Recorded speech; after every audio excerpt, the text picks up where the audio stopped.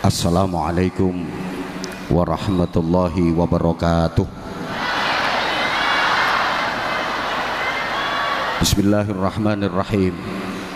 Alhamdulillahi rabbil alamin wa kafa, alladzi an'ama alaina wa hada. Wassalatu wassalamu ala nabiyyil mustafa sayyidina wa maulana Muhammadin al-mujtaba wal muqtafa wa ala alihi wa ashabihi ahli sidqi wal wafa.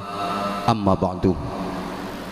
Habaibana al-fudala wa masyayikhana al-a'izza wa ulama'ana al-kurama, para habaib, masyayikh, para alim, para kiai, bil khusus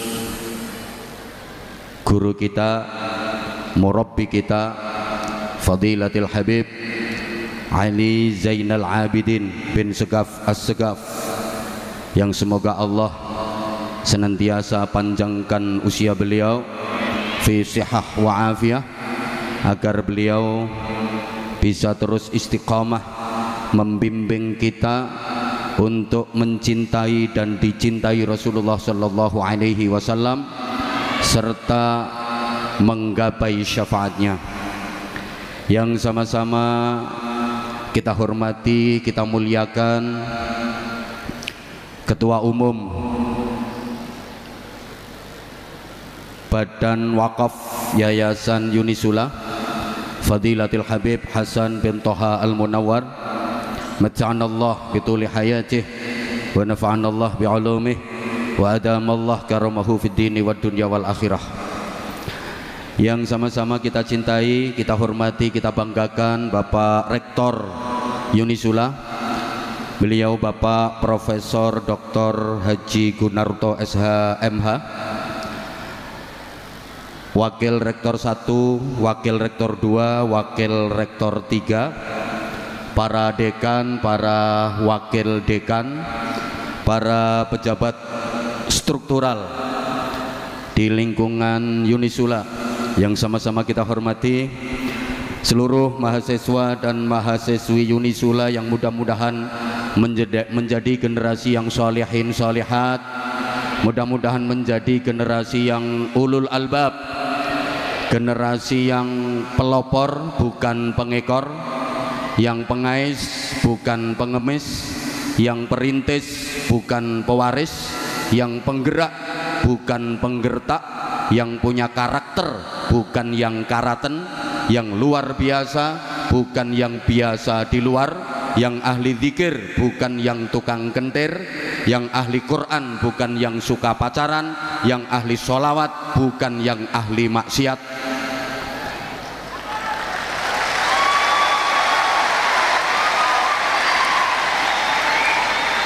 Spesial saudara-saudara saya Zahir Mania yang tumplek-plek di auditorium Unisula, juga di seluruh Nusantara dan di seluruh belahan dunia dimanapun. Mudah-mudahan Allah senantiasa merahmati, memberkati dan meridhai kita semuanya. Para jamaah, dalam satu kesempatan hormat peringatan Maulid Rasulullah Muhammad sallallahu alaihi wa alihi wasallam, saya pernah ditanya oleh seorang kiai sepuh, "Ustadz, dalem yai, aku arep takon yang sampean." "Monggo yai." Gusti Allah iku saiki pas lagi opo? Jadi pertanyaannya itu, Allah itu sekarang pas lagi ngapain? Coba misalnya pertanyaan ini saya lempar ke penjenengan semua, Allah sekarang lagi ngapain? Kira-kira jawabannya gimana? Waktu itu saya menjawab, nggih ngapunten yai, kula mboten ngertos. Kemudian beliau dawuh, Sampeyan tak kandhani ya Ustaz. Gusti Allah iku saiki sholawatan. Innallaha wa malaikatahu yusholluna 'alan nabi. Innallaha sak temene Gusti Allah wa malaikatahu lan piro-piro malaikate Allah iku yusholluna padha maca sholawat pakai fi'il mudhari yang salah satu faidahnya tadullul istimrar, menunjukkan makna terus menerus berkesinambungan, selalu terus menerus tanpa henti.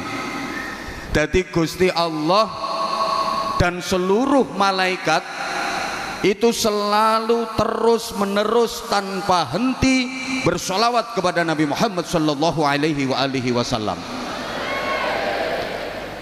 Maka Allah pun memerintahkan, ya ayyuhalladzina amanu sallu alaihi wasallimu taslima. Wahai orang-orang yang beriman, bersolawatlah kalian dan sampaikanlah salam kesejahteraan kepada baginda Nabi Muhammad sallallahu alaihi wasallam. Jadi para jamaah, kalau ada pertanyaan siapa yang paling suka bersolawat, siapa yang paling seneng bersolawat, siapa yang paling hobi bersolawat, jawabannya yang paling suka bersolawat, yang paling seneng bersolawat, pertama Allah subhanahu wa ta'ala. Yang kedua para malaikat. Semua malaikat itu kesukaannya bersolawat. Semua malaikat itu kesenangannya solawat. Sedaya malaikat niku hobine solawat. Allahumma sholli ala Muhammad. Nah, kalau kita seneng solawatan, berarti kesenangan kita sama dengan kesenangan para malaikat. Kesukaan kita sama dengan kesukaan malaikat. Hobi kita sama dengan hobinya malaikat. Lah wong kuwi nek senengane padha senajan wong liya dadi bolo, mergo senengane padha. Saudara kandung tapi senengane kok ora padha, koyok wong liya.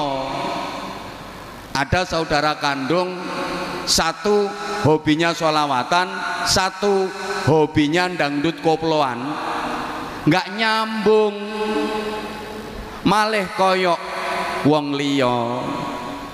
Orang lain tapi kalau hobinya sama, kesukaannya sama, dadi bolo. Allahumma sholli ala Muhammad. Ya. Namanya bolo kuwi nek ana apa-apa mesti mbela. Arane bolo itu kalau ada masalah, kalau ada apa-apa mesti mbela. Kalau kita bolone malaikat, ada kasus di kita, ada masalah di kita, mesti para malaikat akan membela kita. Para jamaah rahimakumullah, saya yakin panjenengan semua sudah akrab dengan sebuah hadis di mana ada 4 malaikat yang paling utama bertamu kepada baginda Rasulullah Muhammad sallallahu alaihi wasallam. Keempat malaikat itu adalah malaikat Jibril, malaikat Mikail, malaikat Israfil, dan malaikat Israel. Setelah mengucapkan salam, pertama malaikat Jibril matur, ya Rasulullah, siapapun dari umatmu yang banyak bersolawat kepadamu, sinten mawon umate panjenengan sing kathah mau solawat dateng panjenengan, Disebut kathah ini ada riwayat yang menyebutkan 10 kali setiap hari, tapi ada riwayat lain setiap hari minimal 100 kali. Maka aku berjanji ya Rasulullah, besok pada hari kiamat umatmu itu waktunya menguat. Apa menguat itu ya? Wayahe nguwat ning dhuwure neraka menuju ke surga, kok ora wani. Mboten napa-napa Kanjeng Nabi, saya akan datang menuntunnya. Benjing ten akhirat umate panjenengan sing kathah mau sholawat dateng panjenengan, wayahe nguwat ning dhuwure neraka kok ora wani nguwat. Mboten napa-napa, badhe kula parani, kula tuntun, merga niku bala kula. Pancen bala iku ora ana barang abot. Allahumma sholli ala Muhammad. Bala kuwi sing angel dadi gampang, sing abot dadi enteng. Merga bala. Contoh, sampeyan iku umpama wong NU, seneng banget karo NU, terus aman tepak dolan nang omahe wong, ning kono kok weruh ana gambar lambang NU, mesti ati sampean ngomong bolo iki. Jenenge wonge sapa? Mbuh ra roh. Pokoke senengane padha berarti bolo. Halo. Halo. Ya. Sampeyan semuanya zahir mania. Pas melaku-melaku ketok ono bocah nom nganggo jaket tulisane zahir mania. Bolo iki. Ono wong loro tiba, sing siji wonge nganggo jaket zahir mania, siji nganggo jaket tulisane Ajinomoto. Mesti sing sampeyan tulungi dhisik sing nganggo jaket zahir mania, merga bolo. Lah sampeyan lek seneng sholawatan dadi bolone malaikat, sok neng akhirat dibelani karo malaikat. Para jamaah, besok di akhirat itu ada acara nguwat. Ya ruwame ngono. Kabeh wajib nguwat. Gak nguwat digetaki malaikat. Ayo nguwat. Nang meneng ae. Nguwat. Yo. Sampean kok rawani nguwat, tapi sampean seneng sholawatan, tenang, malaikat Jibril akan datang. Diparani malaikat Jibril, "Dek, ayo nguwat, Dek. Wedi aku. Ayo nguwat tak tuntun. Aku lo wedi. Ayo tak gendong." Masya Allah, akhirnya digendong karo malaikat Jibril melintasi jembatan yang membentang di atas neraka menuju ke surga. Alhamdulillah. Kemudian malaikat Jibril, Mikail matur, "Ya Rasulullah, siapapun dari umatmu yang memperbanyak sholawat kepadamu." Satu riwayat sehari 10 kali minimal, riwayat yang lain minimal sehari 100 kali. Saya ini malaikat Mikail. Malaikat Mikail itu tugasnya apa? Halo? Malaikat Mikail itu bagian apa? Bagi rizki. Jadi Mikail itu bagian konsumsi. Besok di mahsyar, ning ora-ora mahsyar, di mana jarak matahari dengan kepala cuma sejengkal, nggak ada makanan, nggak ada snack, nggak ada minuman. Semua orang kelaparan, kehausan bertahun-tahun. Maka ya Rasulullah, saya berjanji, siapapun dari umatmu yang memperbanyak sholawat kepadamu, aku akan memberikan minum kepadanya dari air telaga Kausarmu. Jadi benjing neng mahsyar, malaikat Mikail karo anak buahe iku bagiane bagi-bagi minuman khusus kanggo wong sing seneng solawatan. Malaikat Mikail sa anak buah itu loh, andum banyu yang dingin mas, yang dingin, yang dingin, yang dingin mas, yang dingin, yang dingin, yang bolo, yang bolo, yang suka solawat mas, yang bolo, yang bolo, yang dingin mas, yang dingin, yang dingin, yang tidak bolo nggak boleh.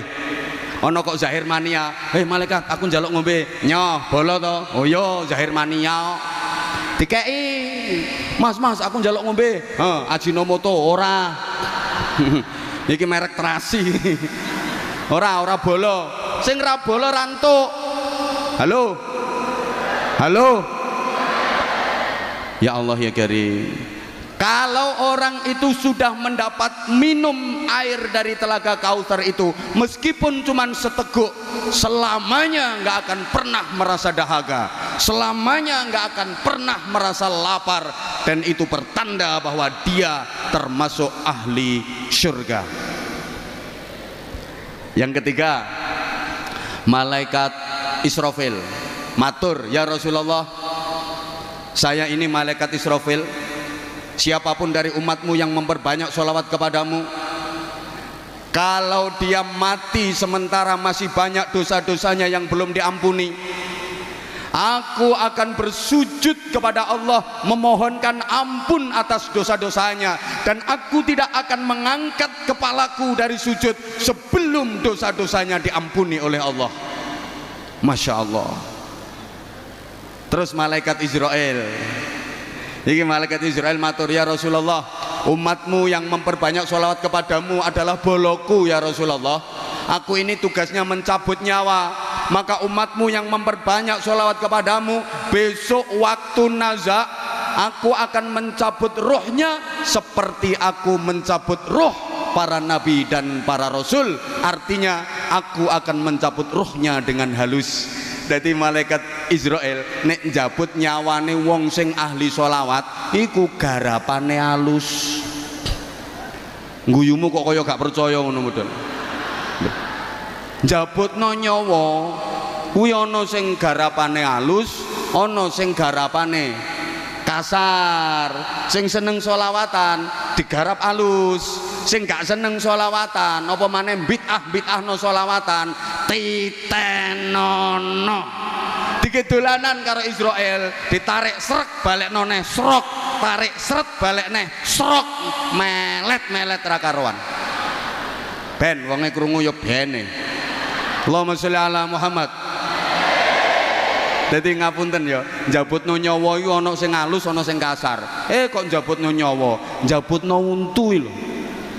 Ana sing halus ana sing kasar. Saya ingat dulu waktu masih di pondok, saya 13 tahun di Gresik, di tanah tumpah darahnya Habibidin. Jadi saya ini juga produk Gresik seperti beliau, di samping di Langitan dan di beberapa pesantren yang lain. Saya waktu masih di pondok itu pernah sakit gigi, tayang wis gak kuat, begitu enteng niat tak jabutno.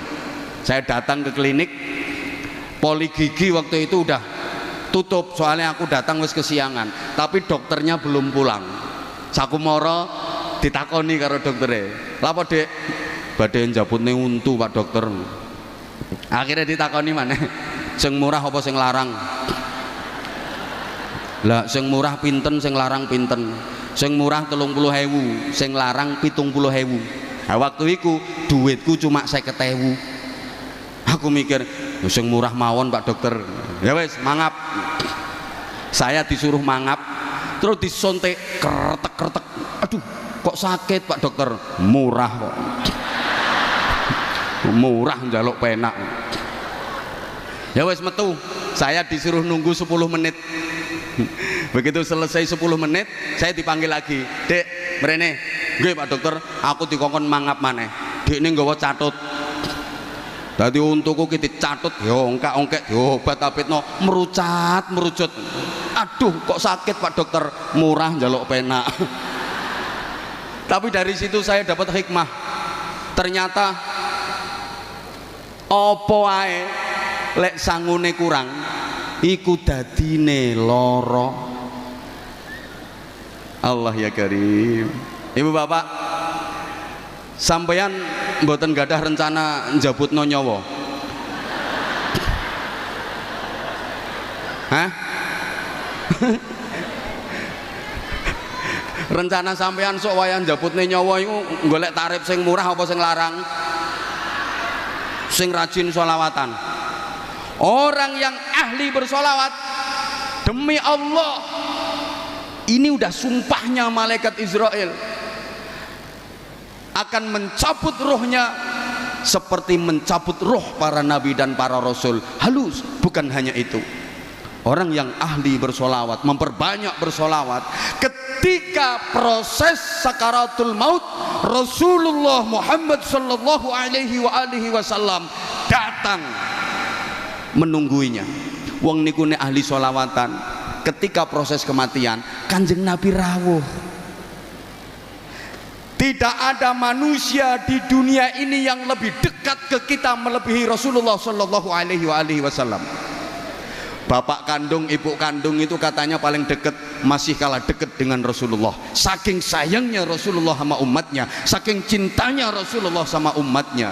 Kalau kita jadi orang baik, kalau kita jadi orang yang sering memperbanyak sholawat kepada Rasulullah, ketika nanti kita mati, Rasulullah hadir menjemput roh kita. Allahumma sholli ala Muhammad. Kalau udah dibawa sama Rasulullah, kemudian kita digandeng sama Rasulullah, diajak sowan ngadep ngersane Gusti Allah. Ketahuilah para jamaah, kita nggak akan pernah bisa sampai kepada Allah tanpa melalui Rasulullah Shallallahu Alaihi Wasallam. Makanya dalam sholawat ada satu, anta babullah ya Rasulullah ya sanadi, anta babullah mu'tamadi, ya Rasulullah ya sanadi, anta babullah mu'tamadi. Udah enggak tak terus nih, gue nek Habibidin kalah saingan.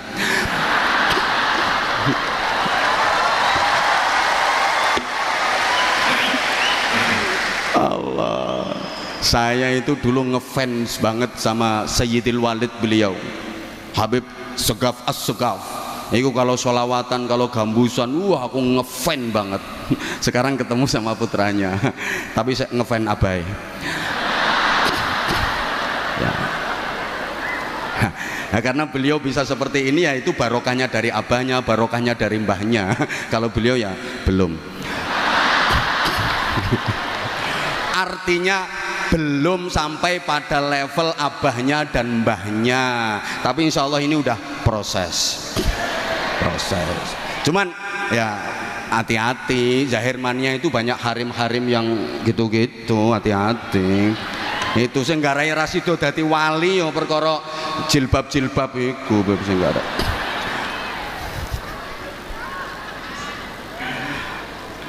Anta babullah ya Rasulullah, engkau adalah pintu untuk bisa wusul kepada Allah subhanahu wa ta'ala.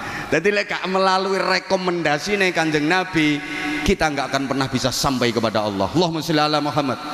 Nah, nanti kalau Rasulullah yang menuntun kita sowan kepada Allah, Allah akan menyambut kita dengan senang. Kenapa? Karena yang membawa kita adalah kekasih Allah, Kanjeng Nabi Muhammad sallallahu alaihi wasallam. Terus sampean kok dikudang-kudang ambek Gusti Allah, indah banget kudangannya Allah. Ya ayyatuhan nafsul mutmainnah irji'i ila rabbiki radiyatan mardiyah fadkhuli fi ibadi wadkhuli jannati. Wahai jiwa yang tentram, hei wong apik, hei zahir mania, hei mahasiswa-mahasiswi Unisula, sak dosene, sak dekane, sak rektore, izin Pak, rektor itu artinya tukang ngoreksi sing kotor-kotor. Lah iya, yang kotor yang nggak bener harus dibuang semua. Nah, kalau dekan itu idenya meyakinkan gitu. Dekan sing paling melas iku dosen, omongannya sak dus-dus bayarannya cuma sak sen. Paling melas.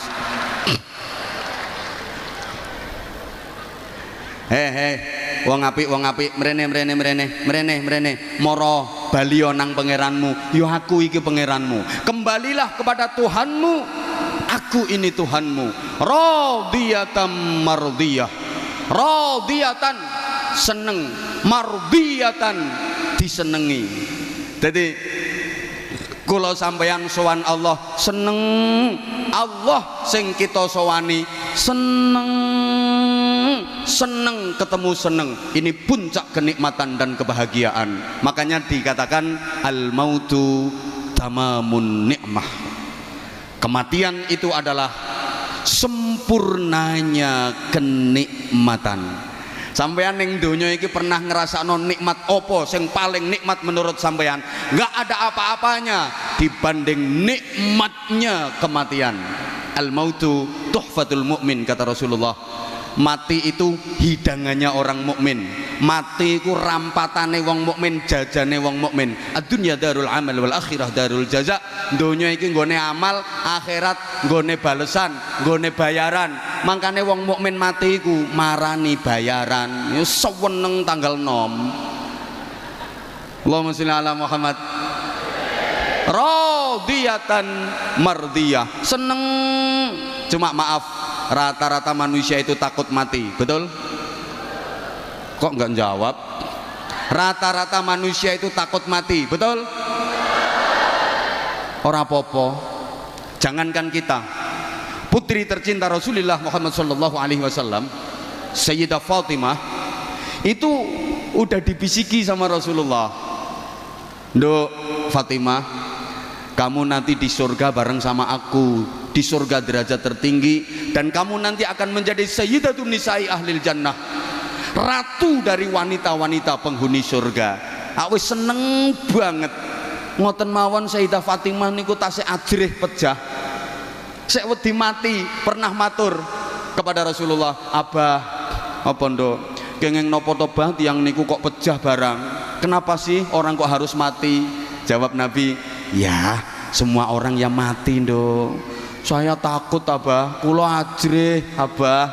Yo kabeh wong yo wedi mati, rapopo saiki awakmu wedi mati, sok nek wis wayahe awakmu pengen-pengen dhewe. Dadi pengen-pengen dhewe nek wis wayahe. Iki ana sing wis pengen. Pak Rektor sampun pengen? Oh dereng.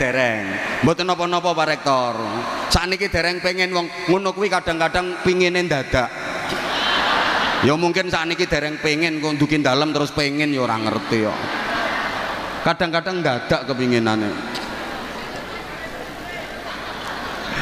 Radiyatan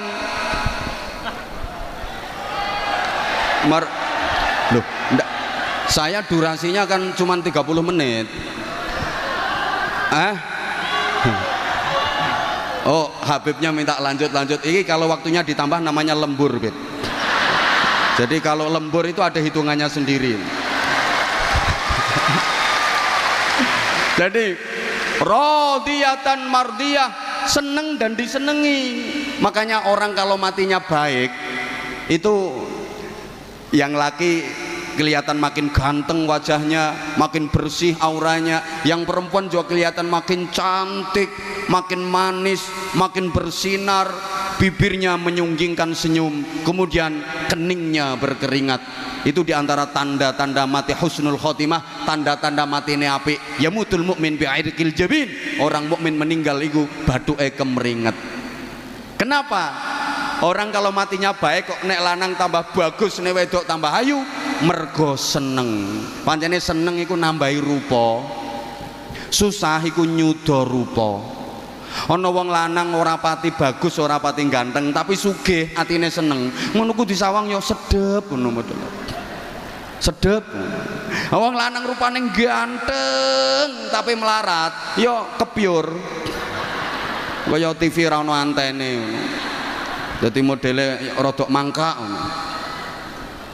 Loh, ana bocah wedok perawane biasa rapate ayu, terus dirabi wong lanang sugih. Ngono ku oleh 3 wulan yo mundak pantes ngono, sikil-sikilane mundak apik, pundak-pundakane mundak apik ngono. Ana bocah wedok perawane ayu banget terus dirabi wong lanang melarat. Lah sak wulan yo rusak kabeh. Mlakune sampai begagah-begagah. Ya perkara kakean dijak usung-usung boto. Nyereti geledekan ngono dadi wis rusak kabeh mergo susah. Wong lek matine api itu gembira berjumpa dengan Rasulullah, gembira berjumpa dengan Allah, gembira diperlihatkan nikmat surga. Lah nek matine elek iku biasane yo mundak elek rupane, mundak wireng mencoreng. Lambene mecow-cuwi late melet muntuk-muntuk matane melorok mendelik-mendelik mundak elek. Enek kok wong nang donya ning ganteng bareng mati mundak elek mecow-cuw nyaprut modele kaya ora patek setuju dipateni.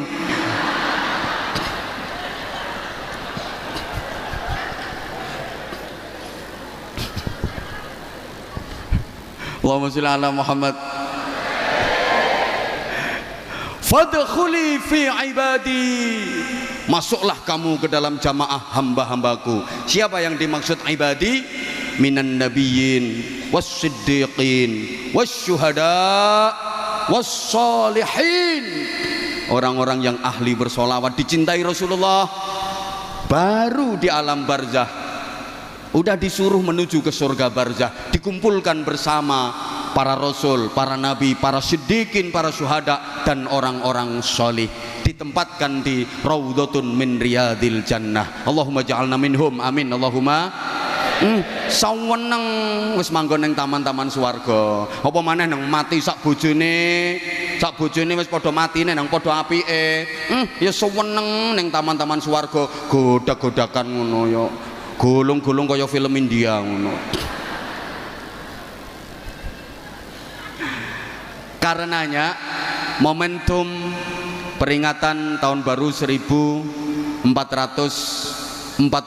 Hijriah, mari kita gunakan untuk melakukan perbaikan menuju kebaikan untuk meraih yang terbaik.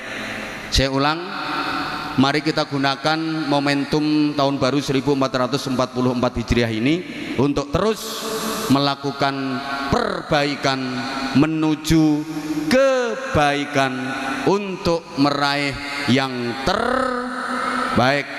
Allahumma sholli ala Muhammad. Allahumma sholli ala Muhammad.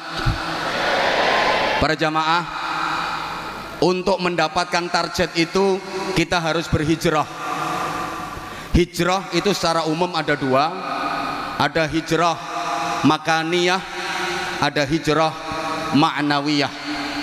Hijrah makaniyah itu hijrah dalam artian berpindah, hijrah tempat, hijrah dalam arti berpindah.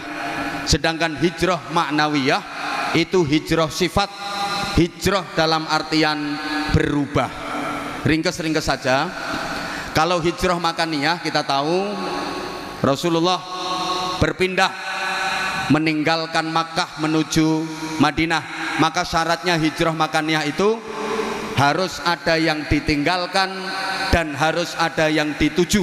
Dua-duanya harus ada yang ditinggalkan dan ada yang dituju. Itu hijrah. Ada yang ditinggalkan tapi nggak ada yang dituju, itu bukan hijrah, namanya minggat.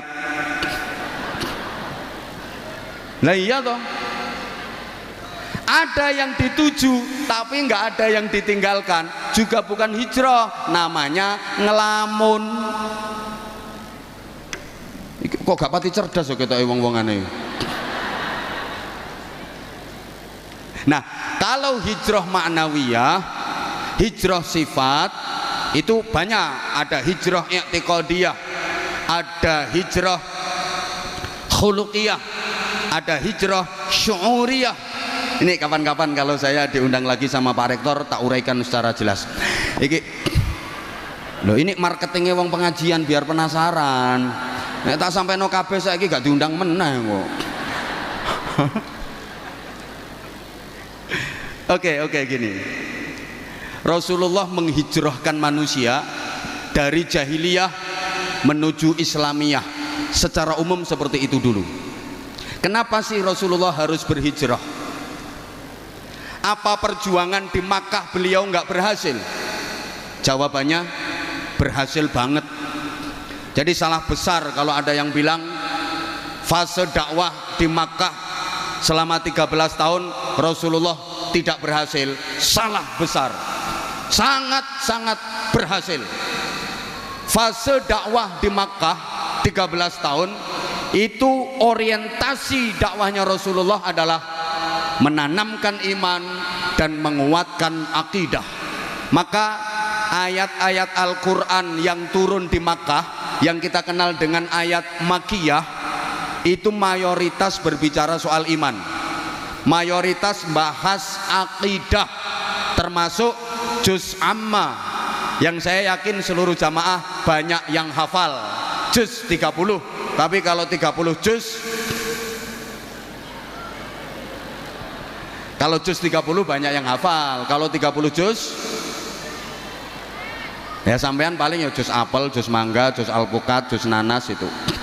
Allahumma sholli ala Muhammad. Juz amma itu 95% makiyah. Maka yang dibicarakan di juz amma itu mayoritas tentang keimanan, tentang akidah. Itu 13 tahun Rasulullah berjuang menanamkan iman, mengokohkan akidah. Berhasil apa enggak? Berhasil banget. Coba baca dalam sejarah. Orang-orang yang sudah masuk Islam, orang-orang yang sudah menjadi pengikut Rasulullah Muhammad sallallahu alaihi wasallam sangat teguh dalam memegang keimanannya. Contoh, sahabat Bilal bin Rabah radhiyallahu taala anhu.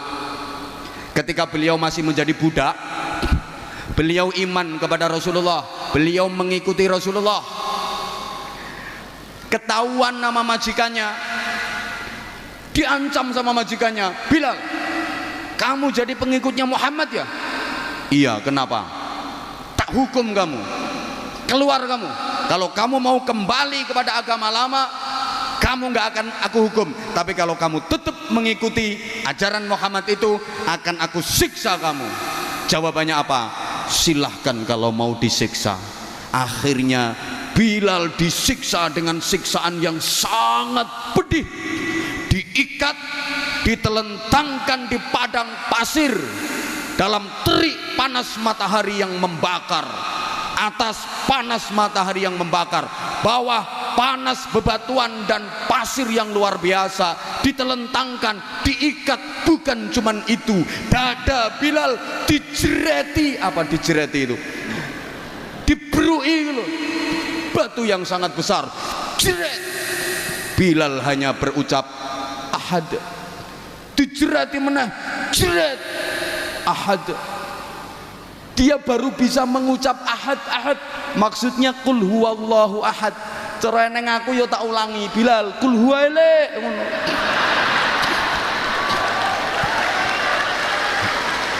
Jadi ternyata Bilal yang ngamalno ijazah teko aku. Ahad. Dia dijerat, ayo kamu kalau keluar dari ajaran Muhammad tak bebaskan dari hukuman ini, tapi kalau kamu tetap ngotot tak siksa lebih parah. Jerat, ahad.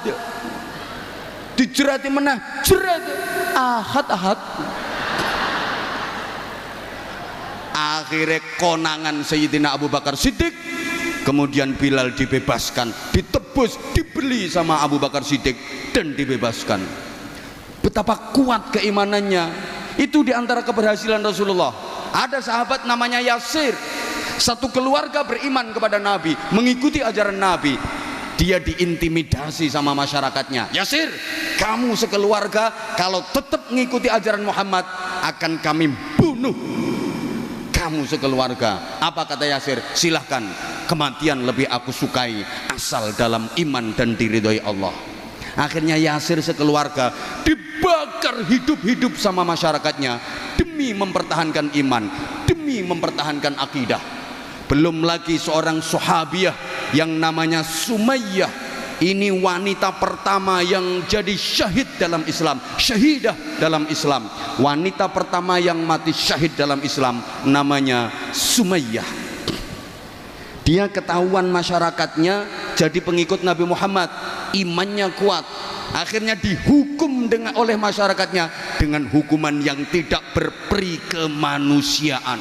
Diikat pakai rantai, kaki kiri, tangan kiri diikat pakai rantai, kemudian rantai itu diikatkan lagi ke kuda.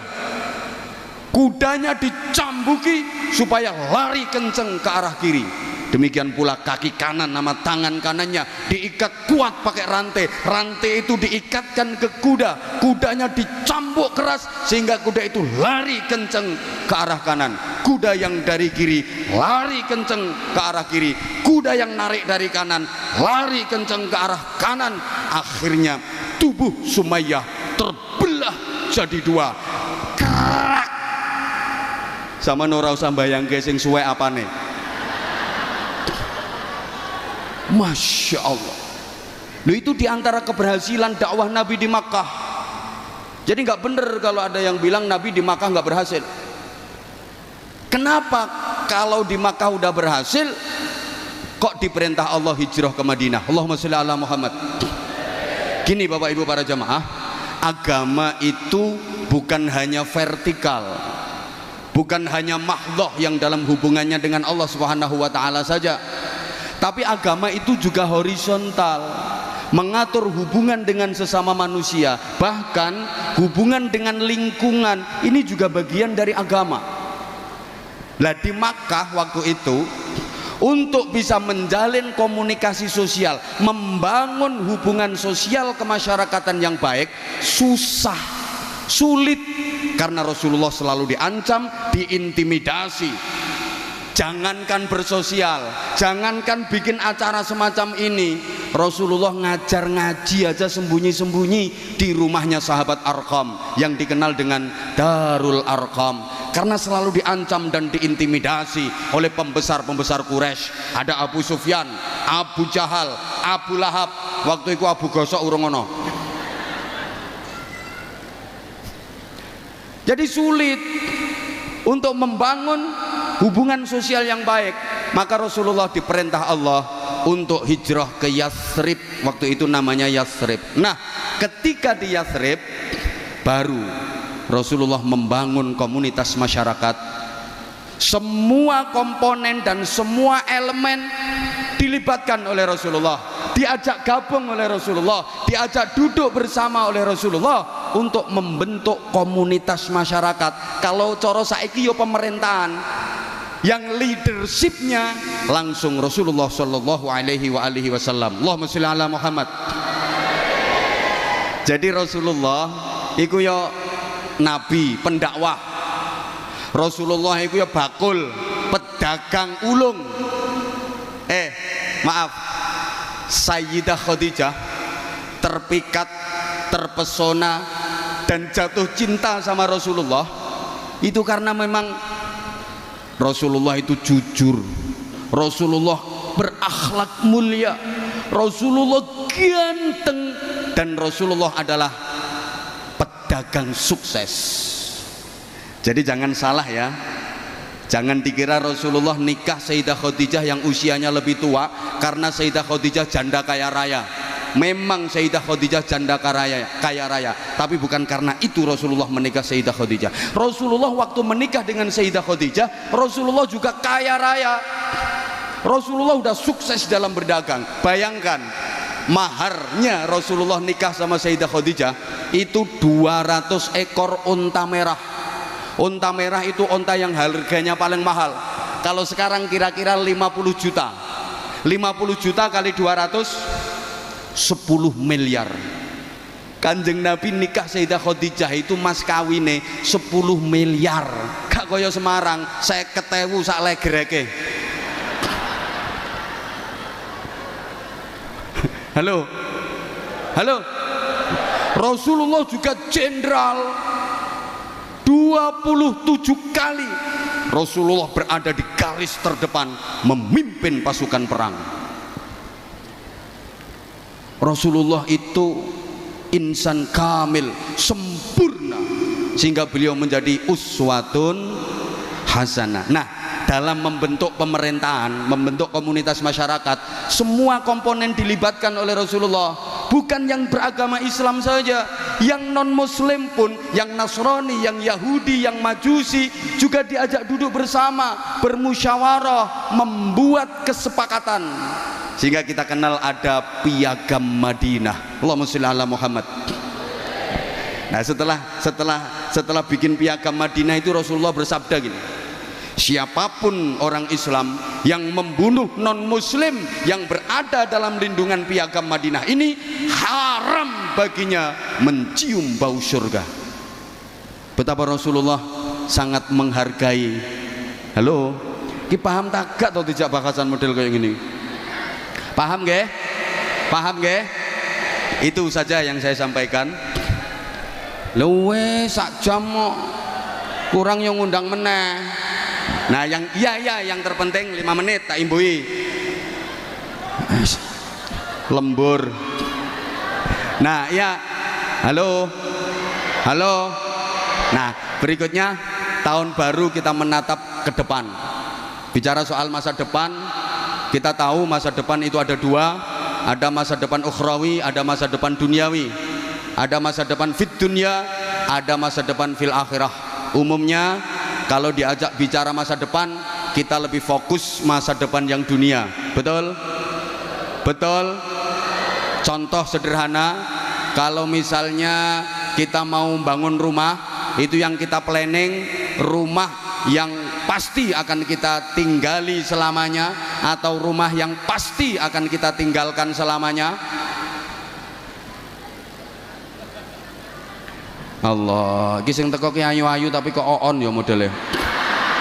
Sampeyan misalnya arep bangun omah lho, sing sampean pikir iku omah sing arep dinggoni selawase, omah swarga, apa omah sing arep ditinggalne selawase, omah donya? Mbel gedes. Oke, harusnya dua-duanya. Ya wes, dua-duanya. Rumah yang akan kita tinggalkan selamanya, rumah dunia, ya kita pikirkan. Rumah yang akan kita tinggali selamanya, rumah yang di surga, juga harus kita pikirkan. Cuma saya nanya dulu, dijawab. Rumah dunia sama rumah surga lebih bagus mana? Surga. Lebih indah mana? Surga. Lebih megah mana? Surga. Lebih mewah mana? Surga. Lebih lux mana? Surga. Lebih eksklusif rumah mana? Surga. Cuma anggaranmu lebih banyak mana?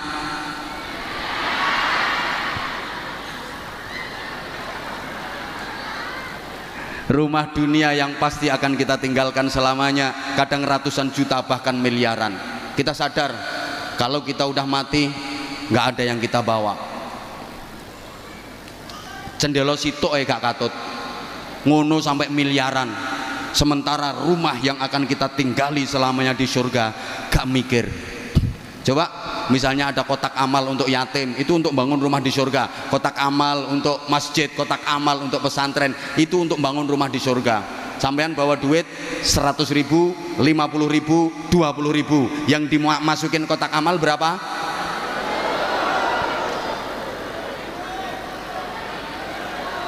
Rongewu. Wong pilihane loh, sampean bawa duit 100.000, 50.000, 20.000, yang dimasukin kotak amal berapa? Rongewu.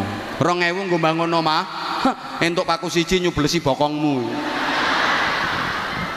Itu kita. Halo. Makanya tadi pagi saya sampaikan, kalau dihadapkan pada pilihan dunia akhirat, pasti kita lebih memilih dunia. Bal tu'thirunal hayatat. Pegang duit 100.000, ditawari akhirat santunan yatim, tiketnya 100.000. Terus ada tawaran dunia, tiket pertandingan sepak bola, PSIS Semarang melawan Manchester United.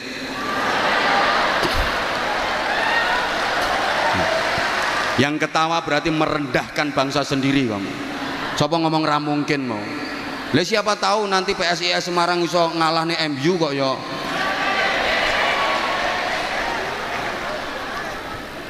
Kira-kira sampean pilih santunan yatim apa bal-balan?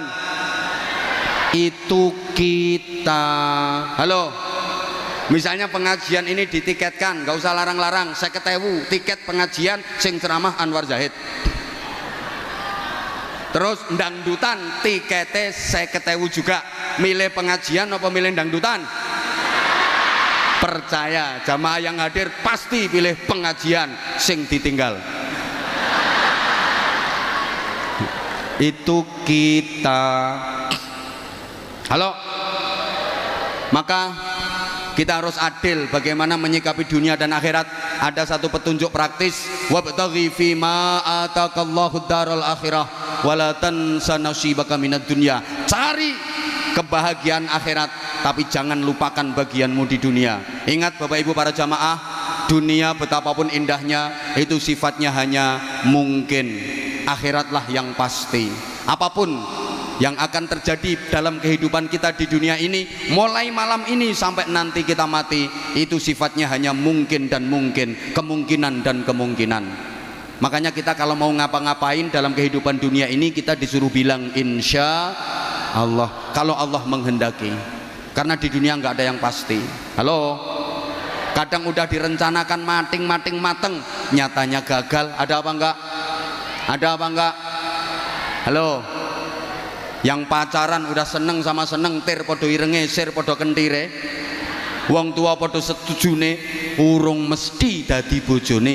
Kadang nek pacaran 12 tahun entek-entekane dirabi kancane dhewe. Dunia itu nggak ada yang pasti kok. Halo, hanya mungkin. Coba saya tanya, bocah wedok sing rupane ayu karo sing rupane elek, rabine dhisik endi?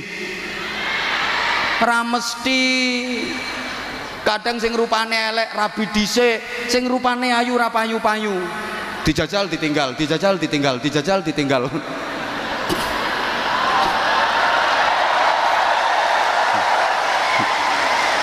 Kayak sing keplok buanter kayak gelek njajal kayak. Dunia kok. Halo.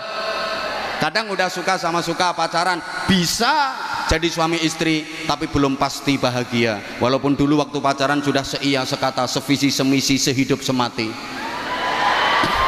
Semboyane ae, aku tahu apa yang ada di hatimu, engkau pun tahu apa yang ada di hatiku, sehingga aku tahu apa yang kau mau, engkau pun tahu apa yang ku mau. Begitu nikah belum tentu bahagia. Kadang-kadang indahnya hanya di permulaan saja, ketika masih dianggap sebagai bulan madu. Setelah itu yang datang bulan-bulan empedu. Apalagi kalau nikmatnya sudah dikredit lebih dulu. Begitu nikah sudah jemu, gaweane padu, omongane wagu saru, wis ora seru tur gak lucu, tidak seindah waktu itu.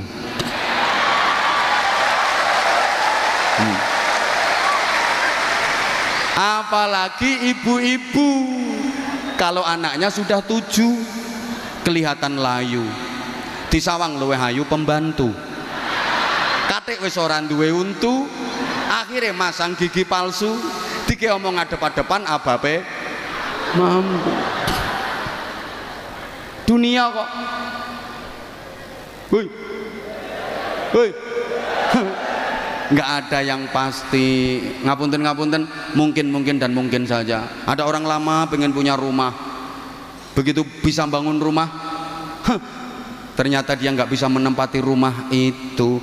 Makanya maaf, akhirat itu yang pasti. Mati pasti, hidup lagi sesudah mati pasti. Adanya surga dan neraka pasti. Siapa yang masuk surga pasti mulia, pasti bahagia. Siapa yang masuk neraka pasti hina, pasti sengsara, pasti menderita. Kalau dunia itu sawang sinawang, kono nyawang kene penak, kene nyawang kono penak, jare kono penak kene, jare kene penak kono, jare kae penak iki, jare iki penak kae. Itu dunia.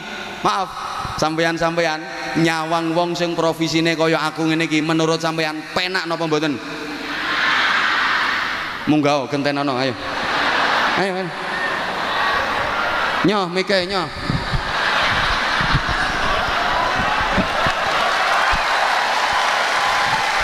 Ayo nyoh gantenono.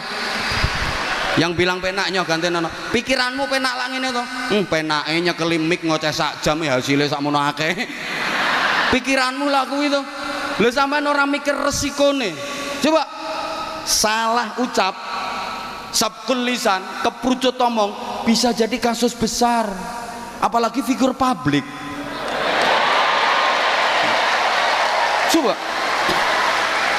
Atau misalnya yang saya sampaikan salah, jamaah tidak ngerti kalau salah karena jamaah meyakini saya lebih pinter daripada jamaah, padahal yang saya sampaikan salah.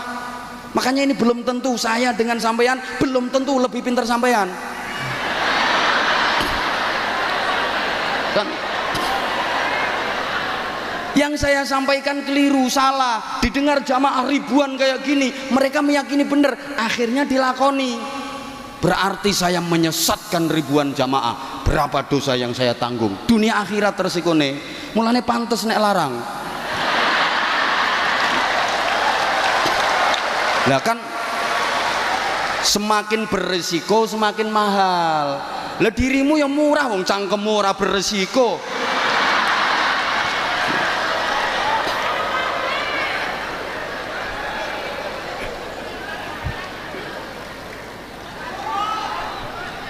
Maaf, lah saya sama Habib Bidin ini bisa jadi kata Habib Bidin enak Anwar Zahid itu ngatuk ngoceh sediluk tok.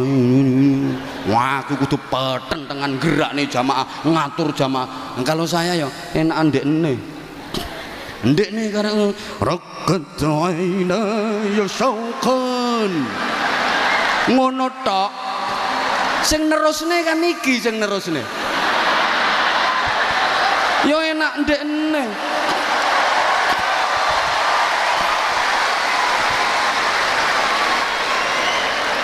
Aku iso. Assalamualaikum. Sing nerusne kan iki. Sing peteng dengan sampai ototis dulu sak jempolan sikil. Iki. Tapi engko sing entuk akeh iki. Ngono.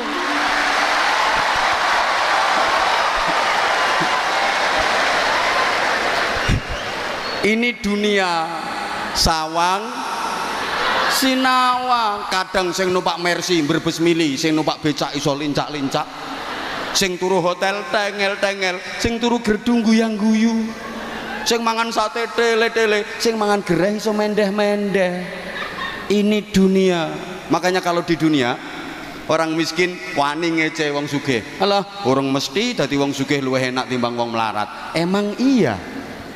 Orang mesti turuno spring bed luwih nikmat timbangane turuno pring kriat. Kadang turuno spring bed mentul-mentul mendut-mendut harganya 500 juta tapi ngipine diuber-uber gendruwo. Turuno pring kriat galer geger kecantol paku tapi ngipine mlebu restoran. Wah. Mangan menu lengkap ngombene es degan seruput ngelilir iler. Tapi kan nikmat turune. Ayo loh, wong melarat wani ngece wong sugih di dunia ini. Urung mesti makan di restoran mewah lebih nikmat daripada di tengah sawah. Mangan yang tengah sawah ra mikir utang. Wong desa-desa wong tani-tani mangan ning tengah sawah lawoe cuma sambel tok lho, iso entek-entekan. Turah sambele tambah segone, turah segone tambah sambele, turah sambele tambah segone. Masya Allah, lawo yang tak ciduk kelinet campur uget-uget nih dikampleng lho ora krasa. Lho iki sing dadi rektor iki.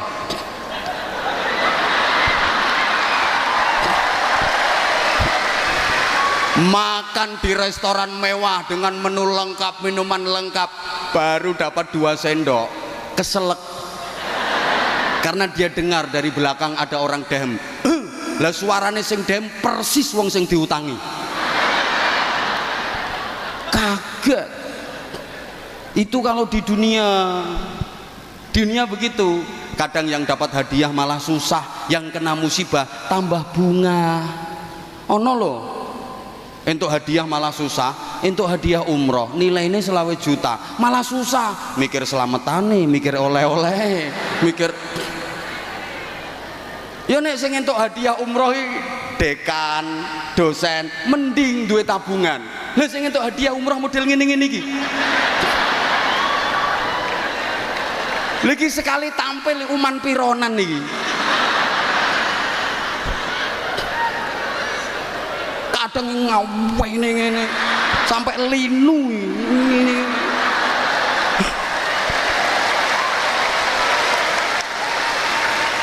Ini dapat hadiah umroh malah mumet ndase. Gitu loh. Kadang sing kena musibah malah bunga. Ono tonggoku kena musibah banjir, bunga untuk bantuan sembako, untuk mie. Di syuting wartawan mlebu TV dada mbek guyu-guyu. Ini dunia. Loh ya.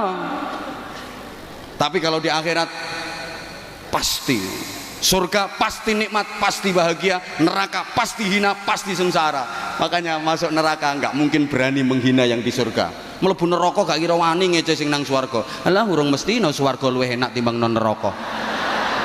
Nang neraka panas ora apa-apa kawitane panas. Suwe-suwe biasa lek wis adaptasi ngono. Neraka adaptasi. Udah, matur suwun. Assalamualaikum warahmatullahi wabarakatuh.